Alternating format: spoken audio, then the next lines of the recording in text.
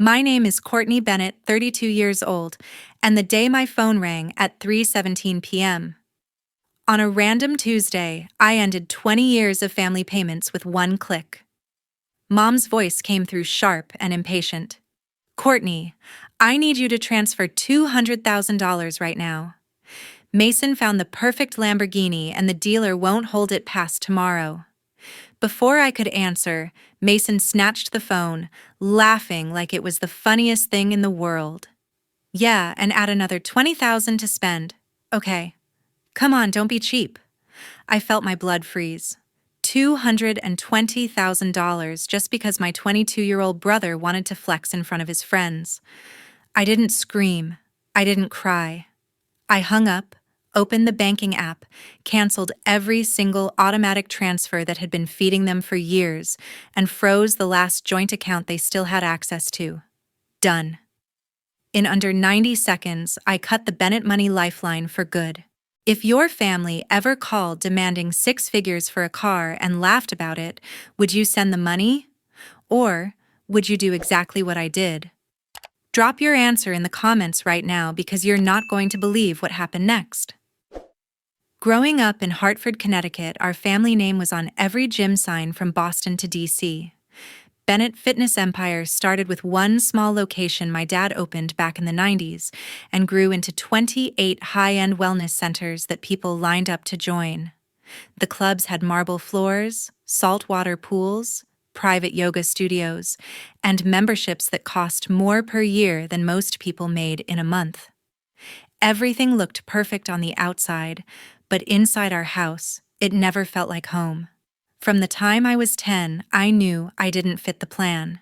While the other kids in the family learned profit margins and membership retention, I was sneaking into the empty yoga room after hours with a cheap digital camera trying to capture how light fell on someone holding a perfect warrior pose. I loved the quiet strength of it, the way a single photograph could make someone feel seen. Mom noticed early and hated it. She believed the only acceptable future for a Bennett was running the empire, and anything else was a waste. My mom, Diane Bennett, became the sole trustee of the family trust after Dad passed when I was 15.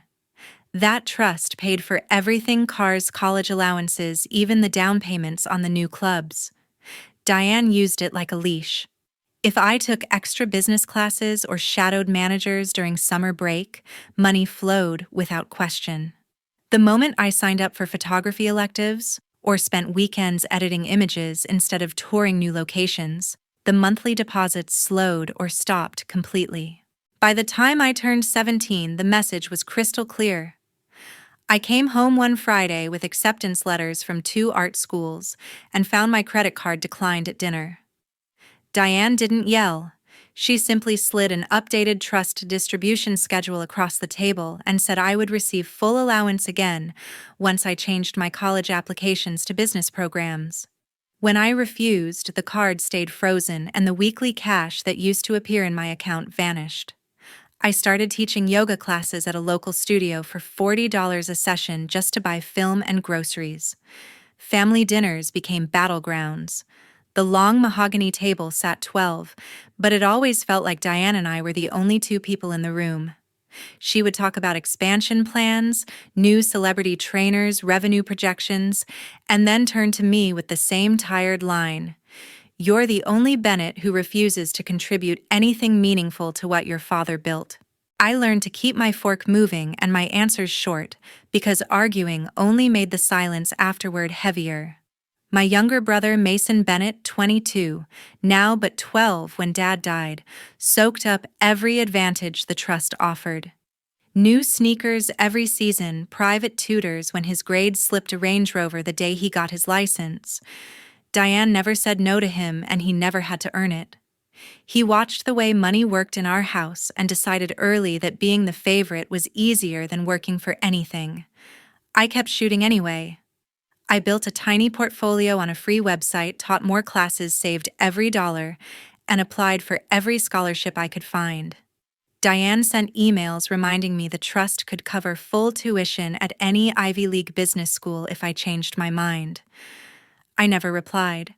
The more she tightened the grip, the harder I pulled away, because I already knew what waiting at the end of her path looked like, and it wasn't a life I wanted. The year I turned 21, Mom delivered the ultimatum I had been expecting for years. I had just been accepted into one of the best visual arts programs in Philadelphia, the kind of place people fought years to get into. The acceptance package came with a full scholarship for talent, but tuition still left a $30,000 gap every year. I walked into the kitchen holding the letter like it was gold, and Mom barely looked up from her laptop before sliding a single sheet of paper toward me.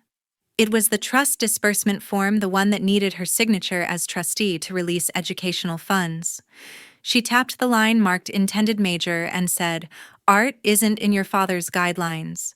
Change it to business administration, and I'll sign today." I stood there for a long time reading the same paragraph over and over. Dad had written the trust himself before he died, and the language was broad enough for any accredited degree, but Mom had spent years interpreting it however suited her. When I pointed that out, she closed the laptop and looked me straight in the eye. "Then, figure it out yourself, Courtney. The empire won't run on pretty pictures." That was the day the trust door slammed shut for good. I moved out the following week with 2 suitcases and whatever I had managed to save from teaching yoga on weekends. Philadelphia swallowed me whole, and I loved every second of it. The first year I waited tables 6 nights a week at a Center City bistro, came home smelling like truffle oil, and edited photos until 3 in the morning so I could pay rent. Weekends meant shooting weddings for cash under the table, dragging heavy lights up church steps in heels, then racing across town to teach sunrise vinyasa classes for $50 a head. Some weeks I made enough to cover books and metro passes. Other weeks I ate rice and frozen spinach for dinner and told myself it built character. Back in Hartford, Mason turned 16 that same year and celebrated by picking out his first BMW at the dealership while Mom co-signed without blinking. The photos hit Instagram the next day, him leaning against a gleaming black M4 caption, "Adulting starts now." His credit card linked directly to the trust had no limit and no questions asked. Diane sent me the link with a single emoji, a shrug. I kept grinding. Sophomore year, I landed a part-time gig assisting a commercial photographer who shot campaigns for athletic brands. The pay was better, the hours brutal, but I learned how to light a 6-foot yoga model at golden hour and make her look like she glowed from the inside. Every paycheck went straight to tuition. When friends asked why I never came home for holidays, I told them I was too busy, and it was mostly true. Junior year, I started booking my own wellness shoots on the side, sunrise sessions on the Schuylkill River studio, portraits for yoga teachers building their personal brands, headshots for trainers who wanted to look approachable but strong. Clients paid in cash or Venmo, and for the first time, the numbers in my bank account moved in the right direction. I still remember the day I paid the final tuition invoice without a single dollar from the trust. I sat on the floor of my tiny apartment and cried, not because it was hard anymore, but because I had done it alone. Mom called exactly once that spring, the week before graduation. She offered to fly in for the ceremony and cover the remaining balance if I agreed to interview with the marketing team at Bennett Fitness over summer break. I let the call go to voicemail, listened once, then deleted it. Mason, now 17 and already on his second car, posted a story from Mykonos. That same week, champagne bottle in each hand, the trust quietly funding every minute of it. By the time I walked across the stage to collect my degree, I had shot over 100 paid sessions, built a portfolio strong enough to turn heads in the industry, and proven something far more important: I didn't need the Bennett name to survive. I had learned to stand on my own long before anyone else believed I could. 6 years later, I had finally built something that was completely mine in Philadelphia. I opened Courtney Walsh Wellness in a converted warehouse in Fishtown, a light-filled space with white walls, plants hanging from the ceiling, and a corner set up for shooting movement. The first year, I ran everything myself, answering emails at midnight, hauling seamless paper rolls up 3 flights of stairs, editing until my eyes burned. By the end of that year, the studio had brought in more than the general manager of any single Bennett Fitness location earned, and every dollar was mine alone. Clients started coming from New York and DC just for a session. Yoga teachers wanted branding photos that felt calm and strong at the same time. Activewear brands booked full-day campaigns. I hired my first assistant, Riley Parker, a 27-year-old who could retouch skin in 10 minutes and make everyone laugh between takes. She walked in for the interview with a portfolio twice as thick as mine had been at her age and never left. Having her there meant I could finally take on bigger jobs without dropping the smaller ones that still paid the rent. Revenue kept climbing. I bought better lights, upgraded the backdrop system, and started turning away bookings because we were full 3 months out. Mom sent the occasional text with a screenshot of the latest Bennett Fitness quarterly report, always with the same subtle dig about how real businesses measured success in locations and memberships, not pretty pictures. I stopped opening them.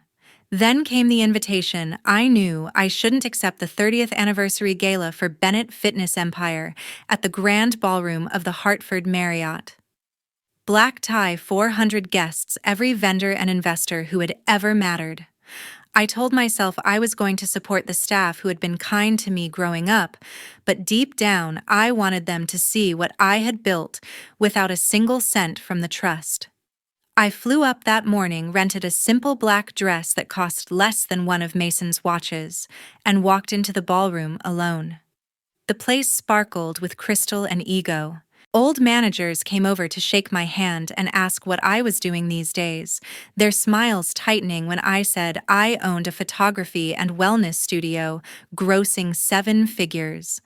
Diane spotted me from across the room and gave the polite nod she reserved for people she had to tolerate. The program moved along until Mason took the stage to introduce the new Signature Club line. He wore a custom tux hair slicked back, grinning like he had invented fitness itself. Halfway through his speech, he paused, scanned the crowd, and found me. "Speaking of family," he said into the microphone, voice dripping with amusement, "some of you might remember my sister Courtney. She's here tonight. Stand up, Courtney." A few heads turned. I stayed seated. Mason laughed. "She still thinks taking pictures is a real job. Gotta love that artistic spirit, right?" Laughter rippled through the room louder when Diane stood and started clapping first. A dozen phones lifted to record the moment. I felt heat rush to my face, but it wasn't embarrassment anymore. It was clarity. I pushed my chair back quietly, left my untouched champagne on the table, and walked toward the exit. Nobody stopped me. The last thing I heard before the doors closed was Mason wrapping up his joke, and the crowd still chuckling. Outside in the cool night air, I called a car and never looked back. For the first time, I understood that belonging had never been the problem. The problem was that I had finally stopped wanting to belong there. Riley texted before I even reached the airport, "Just saw the books. We're officially profitable enough to turn down any client we don't like. Celebrate when you land." I smiled at my phone and typed back a single word, "Absolutely." On the flight home, I opened a new spreadsheet and started planning the expansion I had been too cautious to consider before. If they wanted to laugh, I would give them something too big to laugh at. 4 months after that gala, my phone rang while I was in the middle of a shoot. We were on the roof of a converted factory in Northern Liberty's golden hour light, poring over a new activewear campaign, when the screen lit up with Mom's name. I almost let it go to voicemail, but something made me step aside and answer. "Courtney." "I don't have time for games," Diane said before I even said hello. "Mason needs $200,000 wired by the end of the week for the Lamborghini Urus deposit. All his friends already have one, and the dealer won't hold the exact color he wants." I stood there holding the phone, wind whipping my hair, while the model waited patiently on the mark. Before I could respond, I heard shuffling, and then Mason's voice, lazy and laughing. "Yeah, and add another $20,000 to spend, okay?" he said, as if he was asking for gas money. "Gotta have something for the weekend in the Hamptons." I felt the familiar heat crawl up my neck, but this time it didn't come with shame. It came with absolute certainty. Diane came back on the line, voice sharp. You're still a beneficiary on the trust, Courtney. If you refuse to help your brother when he needs it, I will have the family attorneys file whatever motions are necessary to make sure you fulfill your obligation. This isn't a request. I looked out over the Philadelphia skyline, the same view I had earned every sunrise and late night for the last 6 years, and I started laughing. Quiet at first, then loud enough that Riley glanced over from behind the camera. Send whatever papers you want, Mom, I said, calm and clear. But you're about to find out exactly how much of that trust I still control. I hung up before she could answer.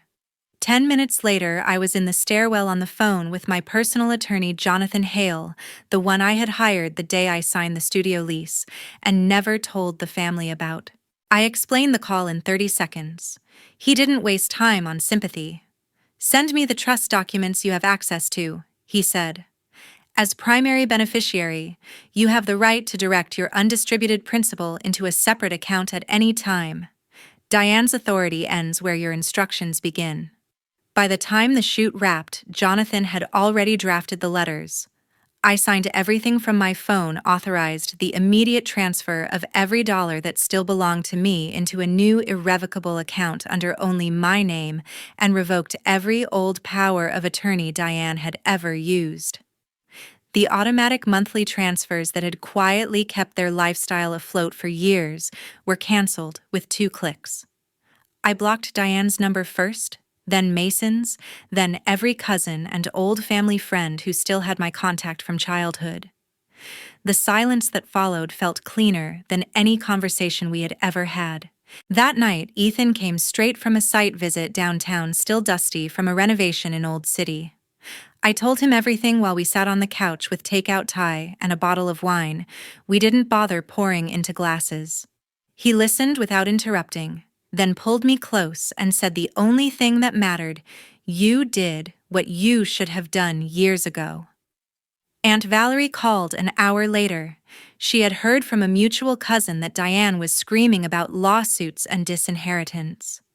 Valerie's voice was steady, the same calm tone she had used when she secretly sent me $500 during senior year of college, with a note that said, "For film and coffee." She told me she was proud that blood doesn't get to hold you hostage forever, and that my guest room was always ready if I needed quiet for a weekend. I fell asleep that night with the phone finally dark and the city lights blinking through the window. For the first time in my adult life, no part of my money, my time, or my future belonged to anyone but me. The following 18 months tested everything I had built. The studio exploded in ways I never planned.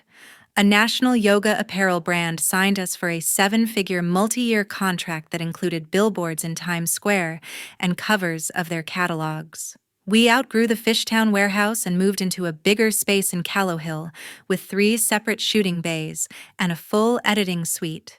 Riley hired 2 more retouchers and a producer so I could focus on creative direction instead of spreadsheets.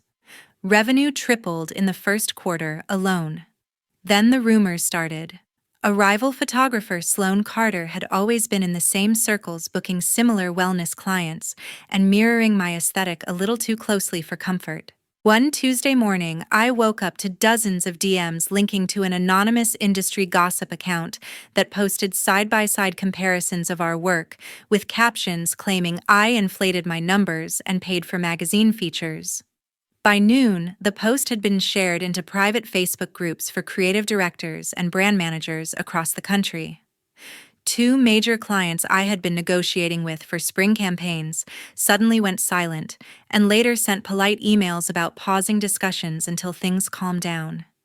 Riley brought her laptop into my office and scrolled through the comments. Some were brutal accusations that my portfolio was rented, that my followers were bought, that the 7-figure contract was fabricated for clout. Sloane never put her name on any of it, but the timing lined up perfectly with her own pitch season. I felt the walls closing in the same way they had the night of the gala, except this time the attack was public and professional. Ethan found me that evening staring at the ceiling phone dark on the coffee table. He didn't try to fix it with words. He simply asked what I needed. The answer came faster than I expected. I needed to create something no one could fake. Within a week, we launched Strength in Stillness. I offered free portrait sessions to 100 women who had survived cancer. No strings attached. No brand involvement, just honest photographs that celebrated their strength. Riley built a simple landing page overnight. We posted the open call on Instagram and expected maybe 30 responses. Within 48 hours, we had over 2,000 applications. We chose the first 100 who replied and booked every weekend for the next 4 months. Each session was different. Some women wanted soft light and quiet poses. Others asked for bold movement shots that showed their scars without apology. One client brought her teenage daughter and cried when she saw the final images. Another danced through an entire roll of film laughing because she said it was the first time in years she felt beautiful instead of broken. We shared one portrait a day on the studio account with nothing but the woman's first name and a short quote she chose herself. The series took on a life of its own. Followers climbed past 1 million in weeks. Reposts hit 2 million reach before we even finished shooting. Vogue ran a 6-page online feature titled The Project That Redefined Wellness Photography. The New York Times followed with a weekend profile that quoted several of the women and called the work a masterclass in dignity and light. Brands that had paused suddenly wanted meetings again, and new inquiries flooded in faster than we could answer. The night the Wellness Photographer of the Year award was announced, I was still editing the final 10 portraits from the series. Riley burst into the room, waving her phone, screaming loud enough for the neighbors to hear. The ceremony was 3 weeks later in Los Angeles. I accepted the award in a simple black dress I already owned and used the speech to thank every woman who had trusted me with her story. Cameras flashed, but for once the attention felt earned instead of borrowed. When I stepped off the stage, my inbox held messages from strangers telling me their mothers were starting treatment and the portraits had given them hope. That was worth more than any contract or trophy. Sloane's name stopped appearing in the same conversations after that. The gossip account went quiet. The industry moved on, and so did we, stronger, clearer, and completely untouchable. Exactly 2 years after I hung up that phone, I was accepting the biggest award of my career in New York. The National Wellness Creator of the Year ceremony filled a ballroom at the Javits Center with industry leaders, magazine editors, and photographers I had admired since college. Ethan sat to my right in a perfectly fitted navy suit, Riley to my left, barely containing her excitement, and Aunt Valerie flew in from months. Since I walked away, they had opened 10 new locations, everyone funded by $42 million in bank loans secured against future revenue that never arrived. The fitness world had changed faster than anyone predicted. Boutique studios offered hyper-personalized training budget chains, added high-end equipment for $20 a month, and millions of former members now streamed classes from their living rooms. Membership cancellations hit critical mass. Cash reserves vanished. The banks called the loans. Chapter 11 was the only way to keep the doors open while they tried to restructure debt they could never repay. Mason spent whatever money remained on a final spree, another exotic car, private tables in Miami and Vegas, chartered yachts for weekends no one would remember. When the corporate accounts froze, his personal cards were maxed and declined mid-transaction. Collection agencies sued him individually. The last photo anyone saw of the McLaren showed it on a flatbed headed to auction. 3 months later, on an ordinary Tuesday in Philadelphia, the studio's front door camera pinged while Riley and I were reviewing layouts for an upcoming campaign. The screen showed Diane and Mason outside the Callow Hill location. Diane carried a thick manila envelope and wore the same strained expression she used to reserve for quarterly board meetings. Mason stood slightly behind her, hands in the pockets of an expensive coat that suddenly looked too big for him. I pressed the intercom. "Courtney, open the door," Diane said, voice cracking on the last word. "We need to discuss the future of the company. You still own shares. There are papers. I watched them on the monitor for a long moment. Ethan had just walked in with coffee for the team and paused when he saw my face. Riley stood quietly at my shoulder. I pressed the button one more time. You're looking for the wrong Bennett. Diane started speaking again, something about family legacy and Dad's memory, but I had already turned the volume to 0 and locked the system. The camera recorded them waiting another 4 minutes before they finally turned and left. That was the last time I ever saw either of them. The empire was sold off piece by piece over the next year. Some locations became medical offices. Others were bought by the budget chains that had helped put them under. Diane moved into a condominium half the size of the house I grew up in. Mason disappeared from social media entirely. I never asked for details. I didn't need to. Life on my side kept moving forward. The studio expanded to Brooklyn and then Los Angeles. Ethan and I married on a rooftop at Golden Hour with Riley as my maid of honor, and Aunt Valerie walking me down the aisle because she was the closest thing to a parent I ever truly had. We bought a house with creaky floors and a backyard big enough for weekend dinners that stretch until midnight. Every holiday, the table is full of people who chose to be there, not people who felt obligated by blood. Sometimes new clients recognize my last name and ask if I'm related to the gym chain that used to be everywhere.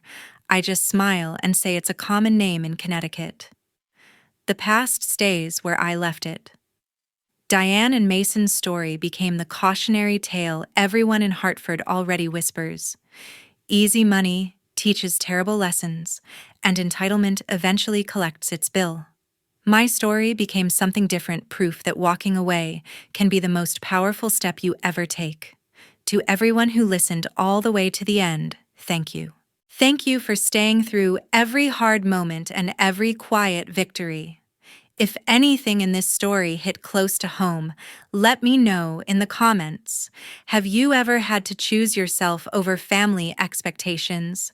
What did it cost you and what did it give you? I read every single one. Your voice matters. Your peace matters more than anyone else's comfort. Never forget that.